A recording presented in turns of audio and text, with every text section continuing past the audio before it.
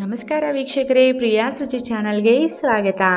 ನಾನಿವತ್ತು ಕರ್ನಾಟಕದ ಸಾಂಪ್ರದಾಯಿಕ ಶೈಲಿಯಲ್ಲಿ ಬ್ರಾಹ್ಮಣರ ಮನೆಯ ವಿಶೇಷ ಹುಳಿ ಪುಡಿ ರೆಸಿಪಿಯನ್ನು ನಿಮಗೆಲ್ಲರಿಗೂ ತೋರಿಸ್ತಾ ಇದ್ದೀನಿ. ಈ ಹುಳಿ ಪುಡಿಯನ್ನು ಬಳಸಿ ನೀವು ರುಚಿಯಾದ ತರಕಾರಿ ಹುಳಿಗಳನ್ನ ಮಾಡ್ಕೊಳ್ಬೋದು. ಬನ್ನಿ ಇದನ್ನು ಯಾವ ರೀತಿ ಮಾಡೋದು ಅಂತ ನೋಡ್ಕೊಳ್ಳೋಣ. ಈ ಹುಳಿ ಪುಡಿನ ಮಾಡೋದಕ್ಕೆ ನಾನು ಮೊದಲಿಗೆ ಒಂದು ಕಡಾಯಿಯನ್ನು ತಗೊಳ್ತಾ ಇದ್ದೀನಿ. ಈ ಕಡಾಯಿ ಬಿಸಿ ಆದಮೇಲೆ ಇದಕ್ಕೆ ನಾನು ಸಣ್ಣ ಕಪ್ಪಿಂದ ಅರ್ಧ ಕಪ್ಪಷ್ಟು ಅಂದರೆ 50 ಗ್ರಾಮಷ್ಟು ಕಡಲೆಬೇಳೆನ ಹಾಕ್ಕೊಂಡಿದ್ದೀನಿ. ಕಡಲೆಬೇಳೆ ಕೆಂಪಗಾಗೋವರೆಗೂ ಚೆನ್ನಾಗಿ ರೋಸ್ಟ್ ಮಾಡ್ಕೊಳ್ಬೇಕಾಗುತ್ತೆ. ಇದು ಕೆಂಪಗಾಗೋದಕ್ಕೆ ಒಂದು 3 ರಿಂದ 4 ನಿಮಿಷ ಟೈಮ್ ಹಿಡಿಯುತ್ತೆ. ನೋಡಿ, ಈ ಥರ ಕೆಂಪಗಾಗಬೇಕು. ಕೆಂಪಗಾದ್ಮೇಲೆ ಗ್ಯಾಸ್ ಫ್ಲೇಮ್ನ ಲೋ ಮಾಡಿ ನಾನು ಒಂದು ಸಪ್ರೇಟ್ ಬೌಲ್ನಲ್ಲಿ ತೆಗೆದಿಟ್ಕೊಳ್ತಾ ಇದ್ದೀನಿ. ಮತ್ತು ಇದೇ ಕಡಾಯಿಗೆ ನಾನು ಸಣ್ಣ ಕಪ್ಪಿಂದನೇ ಅರ್ಧ ಕಪ್ಪಷ್ಟು ಧನಿಯಾ ಅಂದರೆ 50 ಗ್ರಾಮಷ್ಟು ಧನಿಯಾನ ನಾನು ರೋಸ್ಟ್ ಮಾಡ್ಕೊಳ್ತಾ ಇದ್ದೀನಿ. ಧನಿಯಾನು ಕೂಡ ಕೆಂಪಗಾಗೋವರೆಗೂ ರೋಸ್ಟ್ ಮಾಡ್ಕೊಳ್ಬೇಕು. ನೋಡಿ, ಈ ರೀತಿಯಾಗಿ ಕೆಂಪಗಾಗಬೇಕು. ಇದನ್ನು ಕೂಡ ನಾವು ಒಂದು ಸಪ್ರೇಟಾಗಿ ಒಂದು ಬೌಲ್ನಲ್ಲಿ ತೆಗೆದಿಟ್ಕೊಂಡು ಬಿಡೋಣ. ಧನಿಯಾ ಮತ್ತು ಕಡಲೆಬೇಳೆನ ರೋಸ್ಟ್ ಮಾಡಿದ್ಮೇಲೆ ನಾನು 3 ಟೀ ಸ್ಪೂನಷ್ಟು ಉದ್ದಿನಬೇಳೆನ ಕೂಡ ತಗೊಳ್ತಾ ಇದ್ದೀನಿ. ಉದ್ದಿನಬೇಳೆನೂ ಕೂಡ ಘಮ ಘಮ ಅಂತ ಸ್ಮೆಲ್ ಬರಬೇಕು ಮತ್ತು ಗೋಲ್ಡನ್ ಕಲರ್ ಆಗೋವರೆಗೂ ಚೆನ್ನಾಗಿ ನಾವು ರೋಸ್ಟ್ ಮಾಡ್ಕೊಳ್ಬೇಕಾಗುತ್ತೆ. ನೋಡಿ, ಯಾವ ರೀತಿಯಾಗಿ ಕೆಂಪಗಾಗಿದೆ. ಈ ರೀತಿ ಕೆಂಪಗಾದ್ಮೇಲೆ ನಾವು ಇದನ್ನು ತೆಗೆದಿಟ್ಕೊಂಡು ಬಿಡೋಣ. ಈಗ ಅದೇ ಕಡಾಯಿಗೆ ಒಂದು 2 ಟೀ ಸ್ಪೂನಷ್ಟು ನಾನು ಜೀರಿಗೆನ ಕೂಡ ಹಾಕ್ಕೊಳ್ತಾ ಇದ್ದೀನಿ. ಜೀರಿಗೆನ ರೋಸ್ಟ್ ಮಾಡುವಾಗ ನೀವು ಗ್ಯಾಸ್ ಫ್ಲೇಮ್ನ ಲೋ ಆಗಿ ಇಟ್ಕೊಂಡು ರೋಸ್ಟ್ ಮಾಡ್ಕೊಳ್ಳಿ. ಜೀರಿಗೆನೂ ಕೂಡ ಸ್ವಲ್ಪ ಕೆಂಪಗಾದ್ಮೇಲೆ ಅದನ್ನು ಕೂಡ ನಾವು ಸಪ್ರೇಟಾಗಿ ತೆಗೆದಿಟ್ಕೊಂಡು ಬಿಡೋಣ.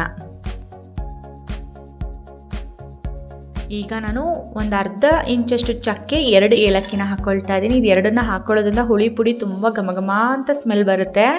ಇದನ್ನು ನಾವು ಚೆನ್ನಾಗಿ ರೋಸ್ಟ್ ಮಾಡ್ಕೊಳ್ಬೇಕು. ಇದನ್ನು ರೋಸ್ಟ್ ಮಾಡುವಾಗಲೇ ಇದಕ್ಕೆ ಒಂದು 6 ಲವಂಗ ಮತ್ತು ಒಂದು ಸಣ್ಣ ತುಂಡು ಅರಿಶಿಣದ ಕೊಂಬು ಮತ್ತು ಒಂದು ಸಣ್ಣ ತುಂಡು ಜಾಜಿಕಾಯಿನ ತೊಗೊಂಡಿದ್ದೀನಿ. ಜಾಜಿಕಾಯಿ ಅಂದರೆ ಇದನ್ನು ಒಂದು ಸಣ್ಣ ಪೀಸ್ ಮಾಡಿ ಒಂದು ಸಣ್ಣ ಪೀಸ್ ಅಷ್ಟೇ ಹಾಕಿದ್ದೀನಿ ನಾನು. ಇದನ್ನೆಲ್ಲನೂ ನಾನು ಚೆನ್ನಾಗಿ ರೋಸ್ಟ್ ಮಾಡ್ಕೊಳ್ಬೇಕಾಗತ್ತೆ.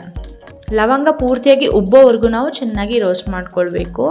ನೋಡಿ, ಲವಂಗ ಎಲ್ಲ ಉಬ್ಬಿದೆ. ಈಗ ಇದನ್ನು ಕೂಡ ನಾನು ತೆಗೆದಿಟ್ಕೊಳ್ತಾ ಇದ್ದೀನಿ ಸಪ್ರೇಟಾಗಿನೇ.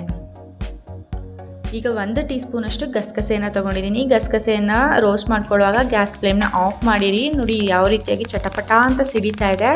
ಈ ರೀತಿ ಸಿಡಿದ್ಮೇಲೆ ಒಂದು 10 ಸೆಕೆಂಡ್ ರೋಸ್ಟ್ ಮಾಡಿಕೊಂಡ್ರೆ ಸಾಕು. ಇದನ್ನು ಸಪ್ರೇಟಾಗಿ ತೆಗೆದಿಟ್ಕೊಂಡ್ಬಿಡಿ, ಬೇಗ ಹೊತ್ತು ಬಿಡುತ್ತೆ ಇದು. ನೋಡಿ, ಈ ಥರ ಸ್ವಲ್ಪ ಕೆಂಪಗಾದರೆ ಸಾಕು. ಈಗ ಒಂದು ಅರ್ಧ ಸ್ಪೂನಷ್ಟು ಮೆಂತೆಕಾಳು, ಒಂದು ಅರ್ಧ ಸ್ಪೂನಷ್ಟು ಮೆಣಸಿನಕಾಳನ್ನ ಹಾಕೊಂಡು ನಾನು ರೋಸ್ಟ್ ಮಾಡ್ಕೊಳ್ತಾ ಇದ್ದೀನಿ. ಮೆಂತೆಕಾಳು ಕೆಂಪಗಾಗೋವರೆಗೂ ನಾವು ರೋಸ್ಟ್ ಮಾಡ್ಕೊಳ್ಬೇಕು. ನೋಡಿ, ಮೆಂತೆಕಾಳು ಯಾವ ರೀತಿಯಾಗಿ ಕೆಂಪಗಾಗಿದೆ. ಎರಡನ್ನೂ ಕೂಡ ನಾನು ತೆಗೆದಿಟ್ಕೊಳ್ತಾ ಇದ್ದೀನಿ. ಈಗ ನಾನು ಕೆಲವು ಕರಿಬೇವು ಎಲೆಗಳನ್ನ ಒಂದು ಮುಷ್ಟಿ ಪೂರ್ತಿ ನಿಮ್ಮ ಕೈಯಲ್ಲಿ ಎಷ್ಟು ಸಿಗುತ್ತೆ ಅಷ್ಟು ಕರಿಬೇವನ್ನ ತಗೊಳ್ಳಿ. ಕರಿಬೇವು ಪೂರ್ತಿಯಾಗಿ ಡ್ರೈ ಆಗಬೇಕು, ಆ ಥರ ನಾವು ಫ್ರೈ ಮಾಡ್ಕೊಳ್ಬೇಕಾಗುತ್ತೆ. ನೋಡಿ, ಈಗ ಪೂರ್ತಿಯಾಗಿ ಡ್ರೈ ಆಗಿದೆ. ಇದನ್ನು ನೋಡಿ, ಈ ಥರ ಮುಟ್ಟಿದ್ರೆ ಈ ರೀತಿಯಾಗಿ ಕರಿಬೇವಿನ ಸೌಂಡ್ ಬರಬೇಕು. ಆಗ ಚೆನ್ನಾಗಿ ಫ್ರೈ ಆಗಿದೆ ಅಂತ ಅರ್ಥ. ಆಗ ತುಂಬ ದಿನ ಕೆಡೋದಿಲ್ಲ. ಈಗ ನಾನು ಒಂದು 50 ಗ್ರಾಮಷ್ಟು ನಾನು ಗುಂಟೂರು ಮತ್ತು ಬ್ಯಾಡಗಿ ಎರಡನ್ನೂ ಮಿಕ್ಸ್ ಮಾಡಿ ನಾನು ತೊಗೊಂಡಿದ್ದೀನಿ. ಇದನ್ನು ಕೂಡ ನಾವು ಚೆನ್ನಾಗಿ ರೋಸ್ಟ್ ಮಾಡ್ಕೊಳ್ಬೇಕಾಗುತ್ತೆ. ರೋಸ್ಟ್ ಮಾಡ್ತಾ ನಾನು ಇದಕ್ಕೆ 1 ಟೀ ಸ್ಪೂನಷ್ಟು ಎಣ್ಣೆನ ಹಾಕ್ಕೊಂಡು ರೋಸ್ಟ್ ಮಾಡ್ಕೊಳ್ತೀನಿ. ಆಗ ನಮ್ಮ ಹುಳಿ ಪುಡಿ ಬಣ್ಣ ತುಂಬ ಚೆನ್ನಾಗಿ ಕೆಂಪಾಗಿ ಬರುತ್ತೆ. 1 ಟೀ ಸ್ಪೂನಷ್ಟು ಎಣ್ಣೆನ ಹಾಕ್ಕೊಂಡು ನಾವು ಚೆನ್ನಾಗಿ ಫ್ರೈ ಮಾಡ್ಕೊಳ್ಳೋಣ. 1 ನಿಮಿಷ ಫ್ರೈ ಮಾಡಿಕೊಂಡ್ರೆ ಸಾಕು. ಈಗ 1 ನಿಮಿಷಗಳ ಕಾಲ ಆಗಿದೆ. ಇದು ಚೆನ್ನಾಗಿ ಫ್ರೈ ಆಗಿದೆ. ಇದನ್ನು ಕೂಡ ನಾನು ತೆಗೆದಿಟ್ಕೊಳ್ತಾ ಇದ್ದೀನಿ. ಈಗ ಇದನ್ನು ನಾನು ಮೊದಲಿಗೆ ಗ್ರೈಂಡ್ ಮಾಡ್ಕೊಂಡು ಬಿಡ್ತೀನಿ. ತರಿಯಾಗಿ ಒಂದು ಮಿಕ್ಸರ್ ಜಾರ್ನಲ್ಲಿ ಗ್ರೈಂಡ್ ಮಾಡ್ಕೊಂಡು ಬಿಡ್ತೀನಿ. ನೋಡಿ, ಬರೀ ಮೆಣಸಿನ್ಕಾಯಿನ ಮಾತ್ರ ನಾನು ಗ್ರೈಂಡ್ ಮಾಡ್ಕೊಂಡಿದ್ದೀನಿ. ತರಿಯಾಗಿ ಗ್ರೈಂಡ್ ಆಗಿದೆ. ಈಗ ಇದಕ್ಕೇನೆ ಆವಾಗಲೇ ಎಲ್ಲ ರೋಸ್ಟ್ ಮಾಡ್ಕೊಂಡಿರೋ ಎಲ್ಲ ಸಾಮಗ್ರಿಗಳನ್ನ ನಾನು ಇದಕ್ಕೇನೆ ಹಾಕ್ಕೊಳ್ತಾ ಇದ್ದೀನಿ. ಎಲ್ಲದನ್ನು ಒಟ್ಟಿಗೆ ಹಾಕ್ಕೊಂಡ್ಬಿಡಿ. ಈಗ ಇದಕ್ಕೆ ಒಂದು ಅರ್ಧ ಸ್ಪೂನಷ್ಟು ಇಂಗನ್ನ ಕೂಡ ಹಾಕ್ಕೊಳ್ತಾ ಇದ್ದೀನಿ.